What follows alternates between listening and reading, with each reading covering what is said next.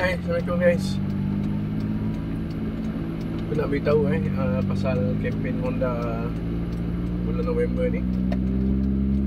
Okay, semua orang dah tahu kan Honda ada banyak diskaun untuk bulan November ni, untuk hujung tahun lah. Ada yang 4,000, ada yang 6,000, ada yang 8,000, ada yang jejak sampai 15,000. Okay, untuk model-model tertentu lah. Semua model ada diskaun.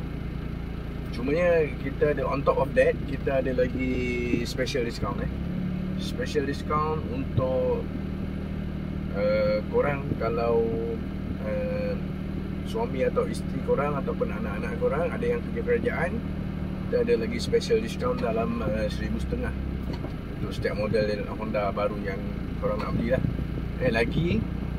Ada lagi special discount kalau korang nak trade in kereta nasional National Car Proton atau Pro 2. Korang owner kereta tu, dengan syarat korang owner kereta tu, so dapat lagi on top of discount yang dah sedia ada, dapat lagi special discount 1,500. Dan yang paling menarik sekali, ada lagi program yang kita panggil H2H.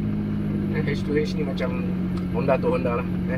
Kalau suami, isteri ataupun anak-anak ataupun